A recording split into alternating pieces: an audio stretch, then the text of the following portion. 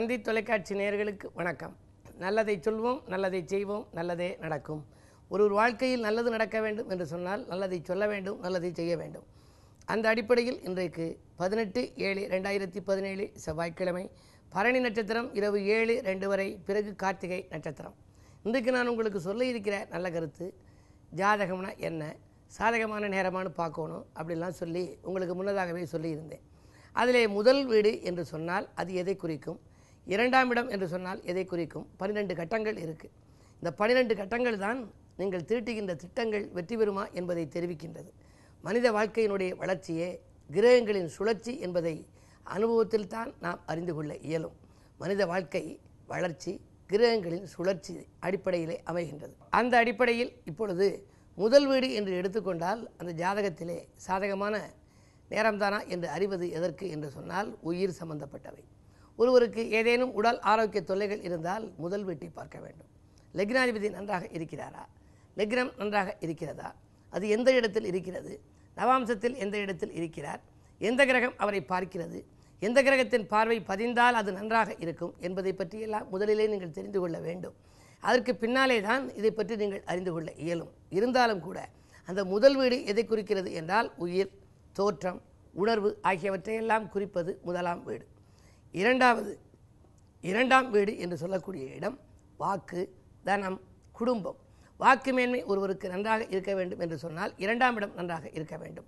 வாக்கு ஸ்தானாதிபதி லாபஸ்தானத்தில் இருந்தால் பேச்சாற்றல் மூலமாகவே அவருக்கு சம்பாத்தியங்கள் உருவாகும். வாக்கு ஸ்தானாதிபதி எந்த இடத்தில் இருக்கிறார் என்பதை பார்க்க வேண்டும்.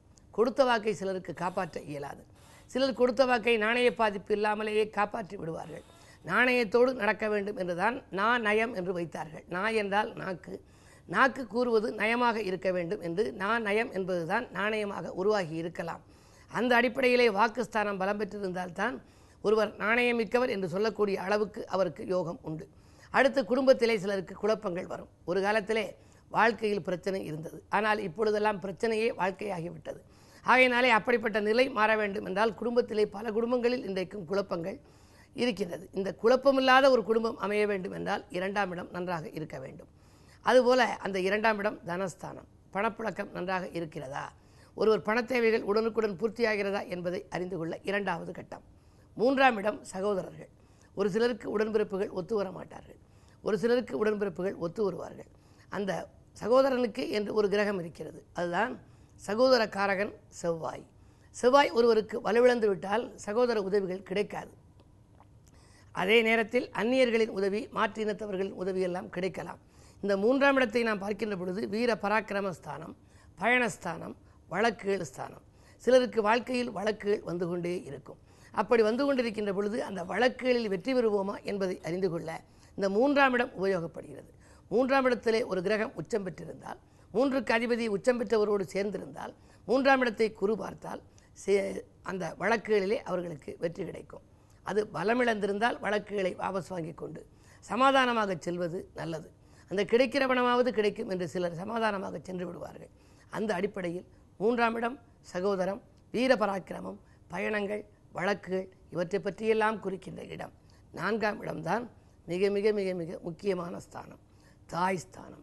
தாயை பற்றி அறிந்து கொள்ள, அதே நேரத்தில் சுகம், சந்தோஷம், வாகனம், கல்வி அனைத்தும் நான்காம் இடத்திலே தான் இருக்கிறது.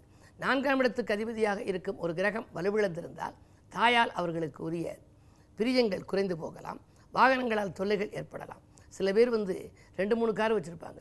இங்கே போகிறதுக்கு ஒரு காரு, தான் மட்டும் ஓட்டிக்கிட்டு போகிறதுக்கு ஒரு காரு, குடும்பத்தோடு போகிறதுக்கு ஒரு காரு, இப்படியெல்லாம் இருப்பார்கள். பிளேனிலே பறப்பார்கள். காலை நேரத்திலே இந்த இந்தியாவிலே இருப்பார்கள், மதியத்திற்கு மலேசியாவில் இருப்பார்கள், மாலை நேரத்திலே இத்தாலியில் இருப்பார்கள், மறுநாள் பார்த்தால் அமெரிக்காவிலே இருப்பார்கள். இப்படி இருக்கிற தொழில் அதிபர்களுடைய ஜாதகங்களை பார்த்தால் நான்காம் இடம் நன்றாக இருக்கும். நான்காம் இடம்தான் வாகனஸ்தானத்தை குறிப்பது. அதற்கு பிறகு கல்வி ஸ்தானம். ஒருவருக்கு படிப்பு நன்றாக வர வேண்டுமானால், பட்டமேற்படிப்புகள் படிக்க வேண்டுமானால், கல்வியிலே தேர்ச்சி பெற வேண்டுமானால் நான்காம் இடம் நன்றாக இருக்க வேண்டும்.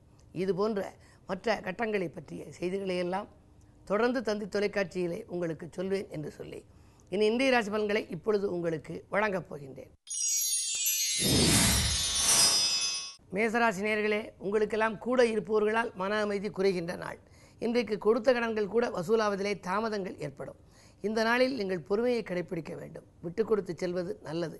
அருகில் இருப்பவர்களை அனுசரித்து சென்றால்தான் ஆதாயம் கூடுதலாக கிடைக்கும். ஏனென்று சொன்னால் 6க்கு அதிபதி புதன் அந்த உங்கள் ராசிநாதன் செவ்வாயோடு சேர்ந்திருக்கின்றார். எதிரிகள் ஸ்தானாதிபதி உங்கள் ராசியில் இருக்கின்ற பொழுது மறைமுக எதிர்ப்புகள் நிறைய இருக்கலாம். தொழில் செய்பவர்களாக இருந்தால் வியாபார விரோதங்களை வளர்த்துக் கொள்ளாதீர்கள். ரிஷபராசினியர்களே, உங்களுக்கெல்லாம் குரு பார்வை உங்கள் ராசியில் பதிகிறது. முக்கிய புள்ளிகளின் ஒத்துழைப்பு கிடைக்கும். மூடிக்கிடந்த தொழிலுக்கு திறப்பு விழா நடத்தி பார்க்கப் போகின்றீர்கள். கல்யாண கனவுகள் நனவாகும். உறவினர்களின் ஆதரவும் கூடுதலாக கிடைக்கும் நாள் இந்த நாள்.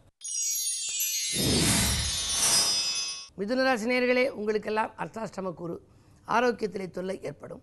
காரியங்களில் தடைகள் உருவாகலாம். பயணங்களை மாற்றி அமைப்பீர்கள். இன்றைக்கு போட்ட திட்டங்கள் எல்லாம் நிறைவேறுமா என்பது சந்தேகம்தான். வீண் விவாதங்களை விலக்க வேண்டிய நாள் இந்த நாள்.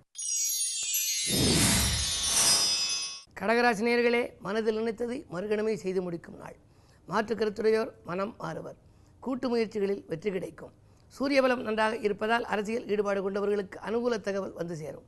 வாங்கல் கொடுக்கல்கள் ஒழுங்காகும். இந்த நாள் ஒரு நல்ல நாள். சிம்மராசினியர்களே, உங்களுக்கெல்லாம் பகை நட்பாகும் நாள். பாராட்டும் புகழும் கூடும். பணிகளில் ஏற்பட்ட தொய்வுகள் அகலும். வாழ்க்கை தேவைகள் பூர்த்தியாகும் என்றாலும் கூட சப்தமஸ்தானத்தில் கேது இருப்பதால் அந்நிய தேசத்திலிருந்து வரும் அழைப்புகள் உங்களுக்கு ஏதேனும் அதிர்ச்சி தரக்கூடியதாக இருக்கலாம். அதே நேரத்தில் 7லே கேது இருப்பதால் வாழ்க்கை துணை வெளியே பிரச்சனைகள் உருவாகாமல் பார்த்து கொள்ளுங்கள். கோபத்தை குறைத்து கொண்டு செயல்பட்டால் நல்லது. கன்னிராசினியர்களே, சந்திராஷ்டமம் உங்களுக்கு. எனவே எதை செய்தாலும் யோசித்து செய்ய வேண்டும். அருகில் இருப்பவர்களின் அனுசரிப்பு உங்களுக்கு தேவை. பதவி உயர்வு போன்றவைகள் கிடைப்பது போல் இருந்து கிடைப்பதில் தாமதங்கள் ஏற்படலாம். குழந்தைகளாலும் தொல்லை, கூட இருப்பவர்களாலும் தொல்லை என்ற நிலை உருவாகும். சஞ்சலங்கள் அதிகரிக்கும். சந்தோஷங்கள் குறையும். இன்றைக்கு கிழமையின் அடிப்படையில் செவ்வாய் என்பதால் ஆறுமுகப் பெருமானை வழிபட்டால் ஆனந்தம் உங்களுக்கு வந்து சேரும். துலாம் ராசினியர்களே, கட்டிட திறப்பு விழா பற்றி சிந்திக்கும் நேரம்.